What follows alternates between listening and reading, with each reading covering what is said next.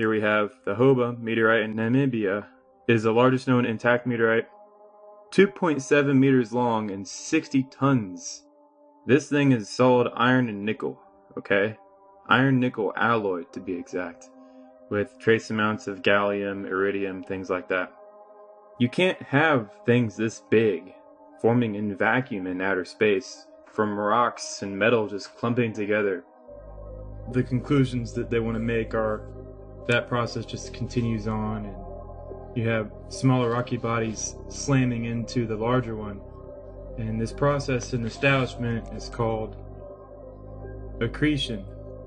Now, establishment science, they do accretion outside a body.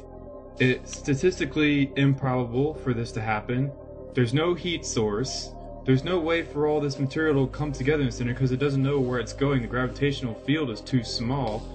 There's no pressure to form the rocks. There's no heat to form the rocks. All that's solved by making the accretion happen inside the stellar body. So this process happens on the inside of the star. What you're looking at are them assuming this happens outside of the body. So in order to really get stellar metamorphosis, you have to look at that video and realize that that's happening on the interior of the star as it's cooling and dying. The vacuum of space doesn't have refractory material like heat bricks or steel containers. The vacuum is vacuum, there's no material at all. For stars, is a refractory material? Yes, it has a very thick atmosphere and it can hold in a whole shitload of heat for many, many billions of years. The vacuum of outer space. Does it reduce material to remove impurities to make the iron and nickel pure, as in the meteorite?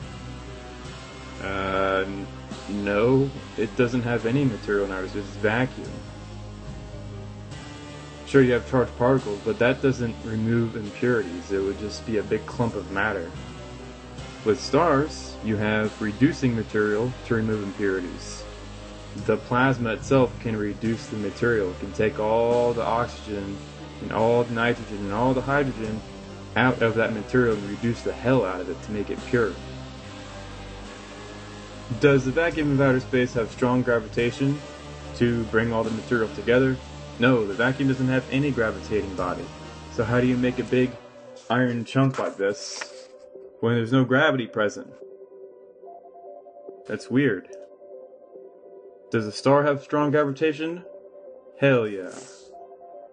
Combustion material for heat, such as the fuel, which is coke, and the oxidizing material, oxygen. So you have your fuel and your oxidizer. That's with rocket fuel, okay?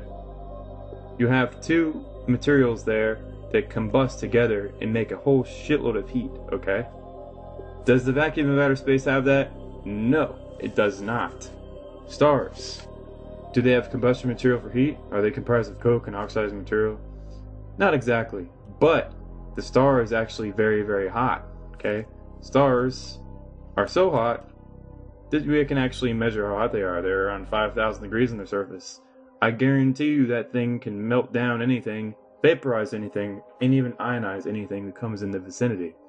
So the combustion material isn't exactly required because the star is already really hot. It makes all that material hot.